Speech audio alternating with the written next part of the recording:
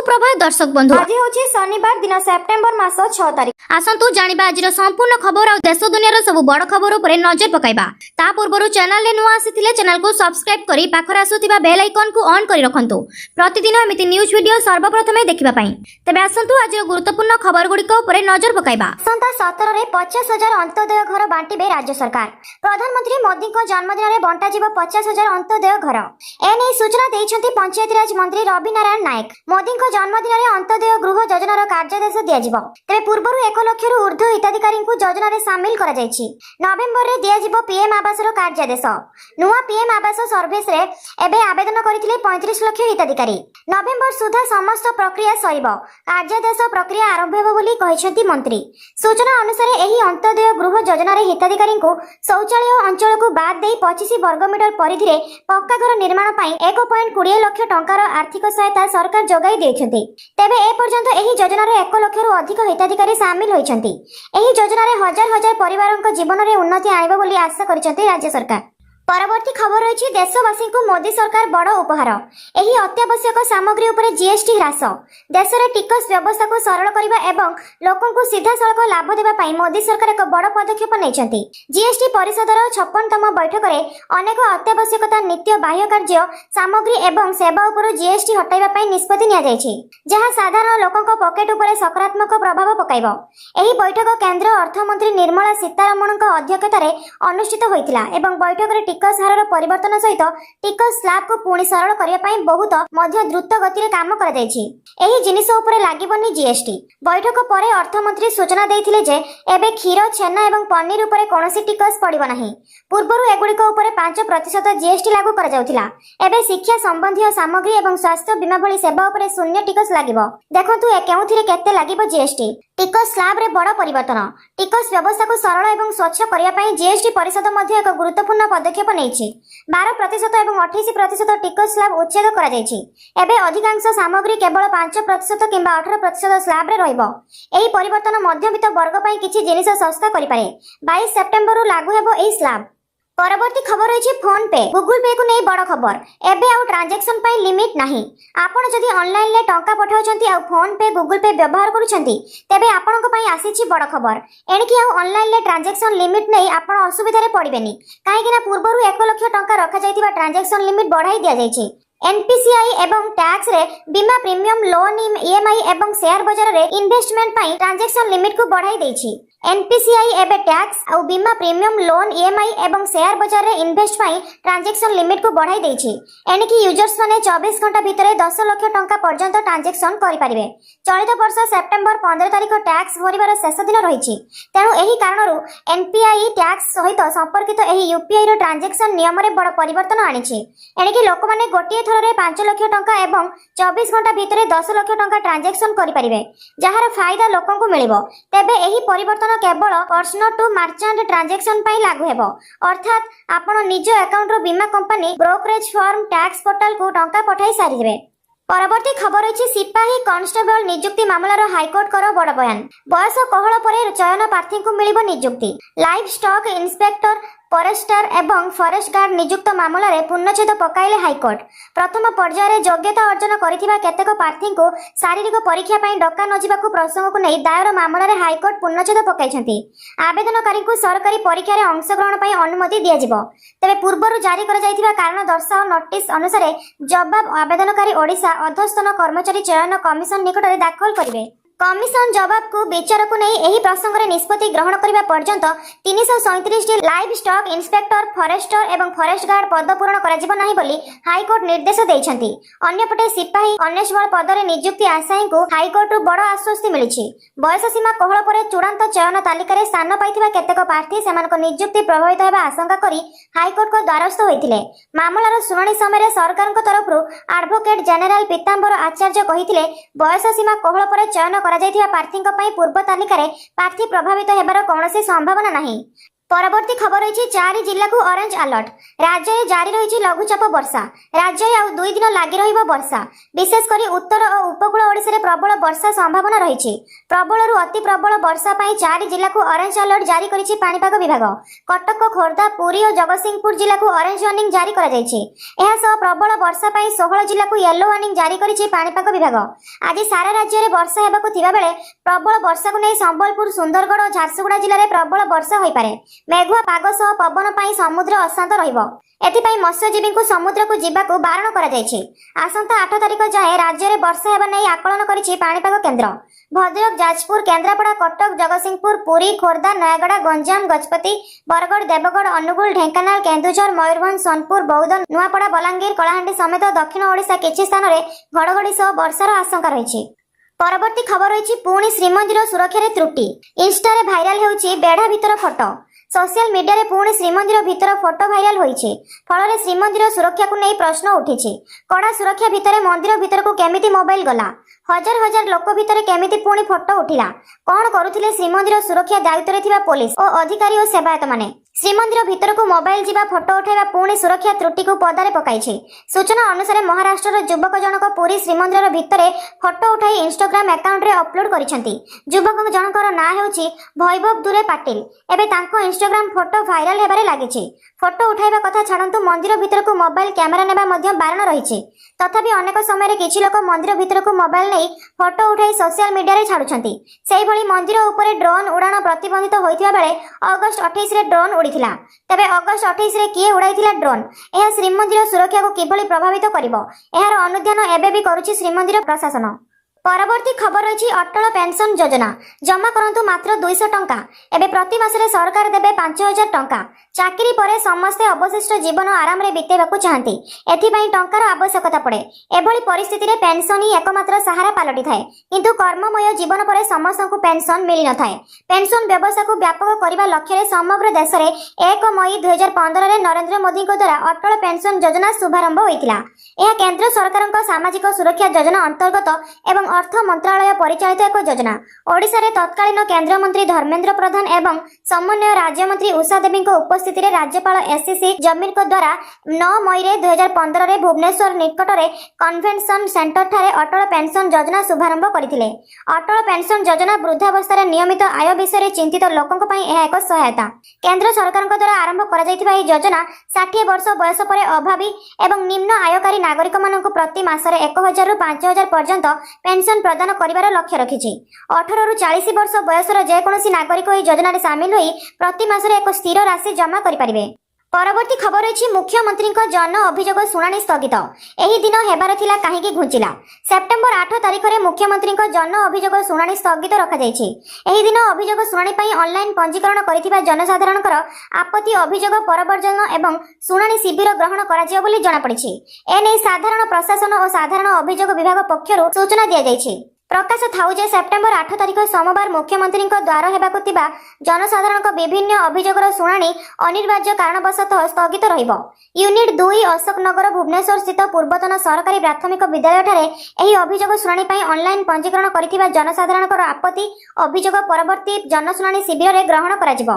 परवर्ती जनशुणाणीर समय और तारीख जनसाधारणकर अवगति निमंते विभिन्न गणमाध्यम जराया रे जणाई दियाजिबो। साधारण प्रशासन और साधारण अभियोग विभाग पक्षरु एनै सूचना दैछि। एहासह पठाणी राउत लोकंक संपर्क अधिकारी लोकंक मुख्यमंत्री जनशुणाणी को नहीं तमाम सूचना मध्य प्रदान करिसेंती। परवर्ती खबर रही बिना कौनसी जिनिस बंधक एवं सरकार देवे 90,000 टंका। जानतु केमिति करिवे आवेदन। केंद्र सरकार देशर गरीब श्रेणीर लोकंक पई विभिन्न योजना चलाइछंती। केंद्र सरकार छात्र, महिला, वृद्ध, व्यवसायी इत्यादि विभिन्न वर्गों को दृष्टि रखी एही योजना गुड़िक करिसेंती। दुई प्रकारर व्यवसायी अछंती, जणे बड़ आउ जहांकर साधारण सरकारी योजना सहित कौनसी संपर्क नहीं। अन्य जणे व्यवसायी अछंती जो माने रास्ता रे दुकान चलांती। एपरि लोकंकर एक भल सरकारी योजनार बहुत आशा थाए। सरकारंकर एपरि लोकंक पई एक स्वतंत्र योजना अछि जहाँ अधीन रे कौनसी ग्यारंटी बिना ऋण दिया जिवो। योजनार विशेषत्व हेउछि जे ऋण नेबा पई आपनको कोनोसी संपत्ति किंबा डॉक्यूमेंट बंधक रखिबाकू पड़िबो नाही। एही योजना छोट व्यवसायी एवं ठेलावालांक पई जीवन रक्षाकारी ठारू कम नुहे। एही योजनार हिताधिकारी माने 90,000 टंका पर्यंत पांती। सेही योजना कोन आसंतु जानिबा। कोरोना समय रे सबुठारू खराब प्रभाव देशर निम्न वर्गर व्यवसायीक ऊपर पड़िथिला।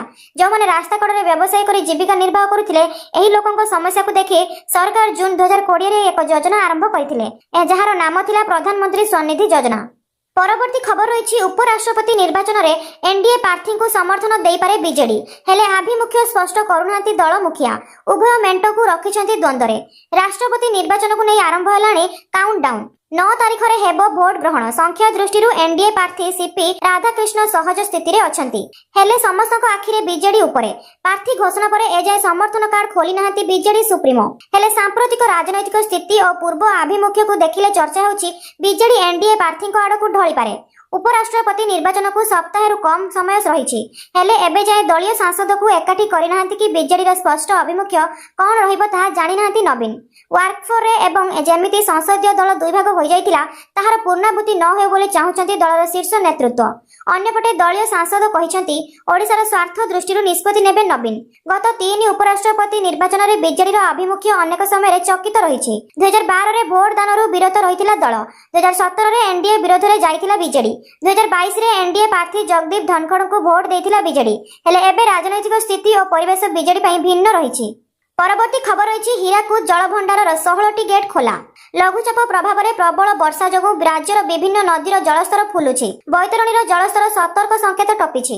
ब्राह्मणी और सुवर्णरेखा नदी जलस्तर भी बढ़ुछि। महानदीर जलस्तर फुलुछि। 24 घंटा मध्य उपरमुंडे प्रबल वर्षा रेकर्ड करा जायछि। एवरेज 40 मिमी वर्षा होइतिबा आकलन करा जायछि। वर्तमान हीराकुद रे 16टी गेट बन्या जल निष्कासन जारी रहिछि। वर्तमान जलभंडार मध्य 2.15 लाख क्यूसेक जल प्रवेश करथिबा बेले 1.33 लाख क्यूसेक जल निष्कासित हेउछि। आगकू हीराकुद रे जलस्तर बढ़ी पारे एबे स्थिति उपरे नजर रखा जायछि। परवर्ती समय रे गेट खोलिबा उपरे निष्पत्ति नियाजियो बोली कहिसंती जल संपद विभाग सर्वोच्च जंत्री चंद्रशेखर पाढ़ी। पूर्वरु 14टी गेट दे जल निष्कासन करा जाउथिला। आज अपराह्न रे पुणी 2टी गेट खोला दिया जायछि। वर्तमान समय रे मोट 16टी गेट दे जल निष्कासन जारी रहिछि। आवश्यक हेले आहुरी गेट खोला जाई पारे। हीराकुद जलभंडार रे 16टी गेट खोला जाइथिबारु महानदी रे बन्या जलर बढ़िबार आशंका रहिछि। फल रे हीराकुद डैम रो तळ मुंडरे थिबा नदी सज्जा अंचल रे बन्या आसीबार आशंका मध्य रहिछि। परवर्ती खबर रही जीएसटी 2.0 जमई देला पूजा बाजार। कमिला बाइक स्कूटर दाम ग्राहक खुशी। सरकार 56तम जीएसटी परिषद बैठक में 12 एवं 28% दुईटी टिकस स्लाब उच्छेद करिसेंती। एबे मुख्यतः केवल 5% एवं 18% स्लाब अछि जेउथिरे अधिकांश सामग्री रखा जायछि। एही नूतन हार 22 सेप्टेम्बर 2025 रु कार्यकारी हेबो जहा फल रे एबे देशर सर्वाधिक बिक्री होथिबा बाइक एयरस्कॉट भली बाइक मूल्य उपरे सीधासळख प्रभाव पकाइबो। जदि आपण निज पई एक नूतन बाइक किनिबाकू योजना करिसेंती तेबे एही खबर आपणकर निहाती कामरे आसीबो। आज आमे आपणको जणाइबु जे नुवा जीएसटी हार लागू हेबा परे आपणको एक नूतन बाइक केते देबाकू पड़िबो। 350 सीसी रु कम बाइक 350 सीसी रु कम इंजिन थिबा बाइक उपरे जीएसटी 28% रु 18% को ह्रास करा जायछि। या सहित साधारण लोकंक प्रिय बाइक जेपरि कि बाजाज पल्सर किंबा होंडा एक्टिवा एवं पूर्व अपेक्षा सस्ता हेबो। परवर्ती खबर रही विद्यालय में मिसिब अंगनवाड़ी केन्द्र। एने दिल्ली रे हेउछि स्वतंत्र कार्यक्रम। सरकार बड़ निष्पत्ति विद्यालय सहित मिसिब अंगनवाड़ी केन्द्र। एने सरकार प्रक्रिया आरंभ होइछि। आनुष्ठानिक भावे पिलांक शैशवर जत्न विद्यालय आरंभ हेबो बोली ए निष्पत्ति सरकार नैछंती। विद्यालय सहित अंगनवाड़ी केन्द्र जोड़िबे देबाकू दिल्लीर स्वतंत्र कार्यक्रम हेउछि। विद्यालय सहित अंगनवाड़ी केन्द्रर मिश्रण नै निर्देशावलीर शुभारंभ मध्य करिसेंती सरकार। शिक्षा मंत्री धर्मेंद्र प्रधान और महिला शिशु विकास मंत्री अन्नपूर्णा देवी एही कार्यक्रम रे शामिल होइछंती। परवर्ती खबर रही चाषी को घारिछि सार चिंता। खरीफ चाष पई मिलुनी सार। चाषी को घारिछि सार चिंता। खरीफ चाष पई मिलुनी सार। केउठी आवश्यक ठारू चढ़ा दर रे सार मिलुछि तो केउठी सार न पाई निराश होई फेरुछंती चाषी। बौद्ध जिले में सांघातिक स्थिति रे सार संकट। सारर अभाव जोगु मुंडरे हाथ देलेनी चाषी। खरीफ चाष पई एबे सार जरूरी होई पड़िछि। वर्तमान धान चाष पई सार पकाइबार उपयुक्त समय हेले सार मिलु नथिबारु चाष नष्ट हेबार आशंका वृद्धि पाइलानी। ଜିଲ୍ଲାର କିଛି ସ୍ଥାନରେ ବର୍ଷାର ଅଭାବ ଥିବା ବେଳେ ଓ ସାରର ଅଭାବ ଯୋଗୁଁ ପତ୍ର ହଳଦିଆ ହେବାକୁ ବସିଲାଣି। କିଛି ସ୍ଥାନରେ ଚଢା ଦରରେ ସାର ବିକ୍ରି ହେଉଥିବା ବେଳେ ଅନ୍ୟ କୌଣସି ଉପାୟ ନ ପାଇ ବାଧ୍ୟ ହୋଇ ଚଢା ଦରରେ ସାର କିଣିବାକୁ ପଡୁଛି ବୋଲି ଚାଷୀ କହିଛନ୍ତି। ଅନ୍ୟପଟେ ସାର ସଂକଟ ନେଇ ବିଜେଡି ମଧ୍ୟ ସ୍ୱର ଉଠାଇଛି। ଜିଲ୍ଲା ବିଜେଡି ସଭାପତି ତଥା ପୂର୍ବତନ ମନ୍ତ୍ରୀ ପ୍ରଦୀପ ଅମାତଙ୍କ ନେତୃତ୍ୱ ଏକ ଟିମ୍ ବୌଦ୍ଧ ଅତିରିକ୍ତ ଜିଲ୍ଲାପାଳଙ୍କୁ ଭେଟି ଆଲୋଚନା କରିଛି। ଚାଷୀଙ୍କ ପାଇଁ ସାରର ଅଭାବ ଦୂର କରିବା ପାଇଁ ଦାବି ରଖିଛି ବିଜେଡି। ସେପ୍ଟେମ୍ବର ପହିଲା ବେଳକୁ ସରକାରଙ୍କ ଗୋଦାମରେ ୟୁରିଆ କିମ୍ବା ଅନ୍ୟାନ୍ୟ ସାର ମିଳୁନାହିଁ। ଯେଉଁ ସାର 260 ରୁ 65 ଟଙ୍କାରେ ମିଳିବା କଥା ତାହା 500 ରୁ ଅଧିକ ଦାମରେ କିଣି ଚାଷୀ ଅଭାବୀ ବିକ୍ରିର ଶିକାର ହେଉଛନ୍ତି। ତେଣୁ ତୁରନ୍ତ ଏହାର ସମାଧାନ ପାଇଁ ଦାବି କରିଛି ବିଜେଡି। ପରବର୍ତ୍ତୀ ଖବର ଅଛି ଏଥର ପୂଜା ମେଲୋଡିରେ ଅଶ୍ଳୀଳ ନୃତ୍ୟକୁ ନା କରାଯାଇଛି। ପୂଜା ପେଣ୍ଡାଲ ନିକଟରୁ ହଟିବେ ବୁଲା କୁକୁର। ପୂଜାକୁ ନେଇ ବିଏମସିର ପ୍ରସ୍ତୁତି ବୈଠକରେ ନିଆଗଲା ନିଷ୍ପତ୍ତି। ବୈଠକରେ ବିଦ୍ୟୁତ ସମସ୍ୟାକୁ ନେଇ ପାଟିତୁଣ୍ଡ ଏବଂ ହୋହାଲ୍ଲା। ପୂଜାରେ ପାର୍କିଂକୁ ଗୁରୁତ୍ୱ। ପାର୍କିଂ ନଥିଲେ ପଡ଼ିବନି ମୀନା ବଜାର, ମିଳିବନି ରାବଣ ପୋଡ଼ି ପାଇଁ ଅନୁମତି। ପ୍ଲାଷ୍ଟିକ ମୁକ୍ତ ହେବ ପୂଜା। ମୁଖ୍ୟ ରାସ୍ତାରେ ତୋରଣ ଲଗାଇ ପାରିବେ ନାହିଁ ପୂଜା କମିଟି। ସବୁ ଭସାଣୀ ସ୍ଥାନରେ ଖୋଲିବ କଣ୍ଟ୍ରୋଲ ରୁମ୍। ପୂଜା ପାଣ୍ଡାଲ ଏବଂ ଭସାଣୀ ପୋଖରୀ ନିକଟରେ ରଖାଯିବ ଆମ୍ବୁଲାନ୍ସ। ପୂଜା ପେଣ୍ଡାଲରେ ନିଶାକୁ ବା ନାଁର କରାଯାଇଛି ସଚେତନର ବାର୍ତ୍ତା ବାଣ୍ଟିବ ପୋଲିସ। ପୂଜା ପୂର୍ବରୁ ବିଦ୍ୟୁତ ଖୁଣ୍ଟ ଓ ତାର ମରାମତିକୁ ଗୁରୁତ୍ୱ। ରାସ୍ତା ଖରାପ ନେଇ ପିଡବ୍ଲ୍ୟୁଡି ର ବିଭାଗୀୟ ଅଧିକାରୀଙ୍କୁ କମିଶନରଙ୍କ ତାଗିଦ। ପୂଜା ପୂର୍ବରୁ ସବୁ ରାସ୍ତା ମରାମତି କାମ ସରିବା ନେଇ ଦେଲେ ଡେଡ୍ ଲାଇନ୍। ରାସ୍ତା ଖାଲ ଖମାର ମରାମତି ନେଇ ସବୁ ୱାର୍ଡକୁ ଦିଆଯିବ 5 ଲକ୍ଷ ଟଙ୍କା। ବୈଠକରେ ବିଏମସି କମିଶନର, ମେୟର, ବିଭିନ୍ନ ୱାର୍ଡର କର୍ପୋରେଟର, ସମସ୍ତ ଷ୍ଟାର୍ଟିଂ କମିଟି ଅଧ୍ୟକ୍ଷ, ପୋଲିସ, ଡବ୍ଲ୍ୟୁଏଟିସିଓ, ଫାୟାର ଏବଂ ସମସ୍ତ ବିଭାଗୀୟ ଅଧିକାରୀ ସାମିଲ ଥିଲେ। ପରବର୍ତ୍ତୀ ଖବର ଅଛି ଓଡ଼ିଶାରେ ଘଟିବ କି ଅଘଟଣ? କିଛି ବିପତ୍ତିର ଅଭ୍ୟାସ ଦେଉଛି ଜଗତର ନାଥ ଜଗନ୍ନାଥ। ମାଡ଼ି ଆସୁଛି କି ବଡ଼ ବିପଦ? ଓଡ଼ିଶାରେ ଘଟିବ କି ଅଘଟଣ? ଶ୍ରୀମନ୍ଦିରରେ ବାରମ୍ବାର ଗୋଟିଏ ପରେ ଗୋଟିଏ ଅଶୁଭ ସଂକେତ କି ବାର୍ତ୍ତା ଦେଉଛି? ଏଭଳି ଅନେକ ପ୍ରଶ୍ନ ଲକ୍ଷ ଲକ୍ଷ ଜଗନ୍ନାଥ ପ୍ରେମୀଙ୍କ ମନରେ ଉଙ୍କି ମାରୁଛି। ସତରେ ଜଗତର ନାଥ ଜଗନ୍ନାଥ କିଛି ବିପତ୍ତିର ଆଭାସ ଦେଉଛନ୍ତି କି, ଯାହା ସାଧାରଣ ମଣିଷଟିଏ ଜାଣିବା ଭାରି କଷ୍ଟକର? କେହି କେହି ଏହାକୁ ଅଶୁଭ ମାନୁଛନ୍ତି ତ କେହି କେହି ଶୁଭ ମାନୁଛନ୍ତି। ତେବେ ଗତ କିଛି ଦିନ ମଧ୍ୟରେ 2 ଥର ଶ୍ରୀମନ୍ଦିର ଉପରେ ଚିଲ ବସିଥିବାର ଦେଖିବାକୁ ମିଳିଛି। ଶ୍ରୀମନ୍ଦିର ସିଂହଦ୍ୱାର ସମ୍ମୁଖରେ ଅରୁଣ ସ୍ତମ୍ଭରେ ବସିଲା ମାଟିଆ ଚିଲ। ଆଜି ସକାଳେ ଅରୁଣ ସ୍ତମ୍ଭରେ ଏକ ମାଟିଆ ଚିଲ ବସିଥିବାର ଦେଖିବାକୁ ମିଳିଛି। ଏହାକୁ ନେଇ ଉଦ୍ବେଗ ପ୍ରକାଶ କରିଛନ୍ତି ଶ୍ରଦ୍ଧାଳୁ, ଯାହାକୁ କିଛି ଲୋକ ଅଶୁଭ ସଂକେତ ବୋଲି ମଧ୍ୟ କହିଛନ୍ତି। ଅନେକ ଏହାକୁ ମାଳିକା ସହ ମଧ୍ୟ ଯୋଡ଼ିଛନ୍ତି। ଗତ 3 ଦିନ ମଧ୍ୟରେ 2 ଥର ଚିଲ ବସିଥିବାରୁ ବିଭିନ୍ନ ମତ ଦେଉଛନ୍ତି ଶ୍ରଦ୍ଧାଳୁ। ପରବର୍ତ୍ତୀ ଖବର ଅଛି ଯେଉଁମାନଙ୍କୁ ମିଳିନି ସିଏମ୍ କିଷାନ ଟଙ୍କା ପୁଣି ମିଳିବ। ସେହି ଚାଷୀମାନଙ୍କ ପାଇଁ ଆସୁଛି ବଡ଼ ଖୁସି ଖବର। ଶୀଘ୍ର କରନ୍ତୁ ଏହି କାମ, ମିଳିବ 4000 ଟଙ୍କା। ହଁ ଦର୍ଶକ ବନ୍ଧୁ, ଯେଉଁ ଚାଷୀମାନଙ୍କୁ ମିଳିନି ଟଙ୍କା ସେହି କୃଷକମାନଙ୍କ ପାଇଁ ଖୁସି ଖବର। ଖୁବ୍ ଶୀଘ୍ର ଆସିବାକୁ ଯାଉଛି ସିଏମ୍ କିଷାନ ଟଙ୍କା 4000। ଚଳିତ ମାସରେ ଟଙ୍କା ଆସିବ ବୋଲି ଚାଷୀମାନଙ୍କ ମୁହଁରେ ଖୁସି ଖେଳିଯାଇଛି। ରାଜ୍ୟର ପ୍ରାୟ 54 ଲକ୍ଷ ଚାଷୀଙ୍କ ଆକାଉଣ୍ଟକୁ 2000 ଟଙ୍କା ଲେଖାଏଁ ପଠାଇବେ ସରକାର। ସିଏମ୍ କିଷାନ ଯୋଜନାରେ ବର୍ଷକୁ 2ଟି କିସ୍ତିରେ ଚାଷୀଙ୍କୁ ମିଳୁଛି 4000। ନୂଆଖାଇ ଓ ଅକ୍ଷୟ ତୃତୀୟାରେ 2ଟି କିସ୍ତିରେ 4000 ଦେବାକୁ ନିଷ୍ପତ୍ତି ନେଇଛନ୍ତି ସରକାର। ସେହିପରି ପିଏମ୍ କିଷାନ ଯୋଜନାରେ ବର୍ଷକୁ 3ଟି କିସ୍ତିରେ ମିଳୁଛି 6000 ଟଙ୍କା। ଏହି ଯୋଜନାରେ ସମସ୍ତ ଚାଷୀ ତଥା ଭୂମିହୀନ ପିଏମ୍ କିଷାନ ଯୋଜନାରେ ଅନ୍ତର୍ଭୁକ୍ତ ଚାଷୀ ମଧ୍ୟ ଆର୍ଥିକ ସହାୟତା ପାଇପାରିବେ। ଚାଷୀମାନେ ନୂଆ ଭାବେ ସିଏମ୍ କିଷାନ ଯୋଜନାରେ ସାମିଲ ହେବା ପାଇଁ ପୋର୍ଟାଲରେ ମଧ୍ୟ ଆବେଦନ କରିପାରିବେ। କିସ୍ତି ପାଇବାକୁ ହେଲେ ଚାଷୀମାନଙ୍କୁ ଇକେୱାଇସି କରିବା ଅତ୍ୟନ୍ତ ଗୁରୁତ୍ୱପୂର୍ଣ୍ଣ। ଆଉ ଇକେୱାଇସି କରିନଥିଲେ ତେବେ କିସ୍ତିର 2000 ଟଙ୍କା ଅଟକି ଯାଇପାରେ। ପିଏମ୍ କିଷାନ ସମ୍ମାନ ନିଧି ଅଧୀନରେ ପ୍ରତିବର୍ଷ ଚାଷୀମାନଙ୍କୁ 6000 ଟଙ୍କାର ଆର୍ଥିକ ସହାୟତା ଦିଆଯାଇଥାଏ। ଆଉ ସିଏମ୍ କିଷାନର ବର୍ଷକୁ 2ଟି କିସ୍ତି 4000 ଟଙ୍କା ମିଳିଥାଏ। ଆପଣମାନେ ସିଏମ୍ କିଷାନ ଟଙ୍କା ପାଇଛନ୍ତି କି ନାହିଁ ଆମକୁ କମେଣ୍ଟ କରି ନିଶ୍ଚୟ ଜଣାନ୍ତୁ। ପରବର୍ତ୍ତୀ ଖବର ଅଛି ସୁଭଦ୍ରା ଯୋଜନାର କିସ୍ତି ଯେଉଁ ମହିଳା ଆଉ 21 ବର୍ଷର ଯୁବତୀମାନଙ୍କୁ ମିଳିନି ତାଙ୍କ ପାଇଁ ଖୁସି ଖବର। ଏମାନଙ୍କୁ 10 ତାରିଖରେ ମିଳିବାକୁ ଯାଉଛି ସୁଭଦ୍ରା ଟଙ୍କା। ହଁ ଦର୍ଶକ ବନ୍ଧୁ, ଆସିଲା ବଡ଼ ଖବର। ସୁଭଦ୍ରା ଦ୍ୱିତୀୟ ତୃତୀୟ କିସ୍ତି ଯାହାର ଆସିନି ତାଙ୍କୁ ପୁଣି ଏହି ଦିନ ମିଳିବ 10000 ଟଙ୍କା। ଘୋଷଣା କଲେ ଉପମୁଖ୍ୟମନ୍ତ୍ରୀ ପ୍ରଭାତୀ ପରିଡ଼ା। ସୁଭଦ୍ରା ଯୋଜନାକୁ ନେଇ ଆସିଲା ସବୁଠୁ ବଡ଼ ଅପଡେଟ୍। ଖୁବ୍ ଶୀଘ୍ର ଏମାନଙ୍କୁ ମିଳିଯାଉଛି ସୁଭଦ୍ରା ଟଙ୍କା କିସ୍ତି 10000 ଟଙ୍କା। ଯେଉଁମାନେ ଏପର୍ଯ୍ୟନ୍ତ ପାଇନାହାନ୍ତି ତାଙ୍କୁ ପୁଣି ଥରେ ମିଳିବ 10000। 2 ଲକ୍ଷରୁ ଅଧିକ ହିତାଧିକାରୀଙ୍କୁ 9 ତାରିଖରେ ପାଇଥିଲେ ସୁଭଦ୍ରା ଟଙ୍କା 5000 ଏବଂ ଯେଉଁମାନେ ପ୍ରଥମ କିସ୍ତି ପାଇନଥିଲେ ସେମାନଙ୍କୁ 10000 ଗୋଟେ ସାଙ୍ଗରେ ମିଳିଥିଲା।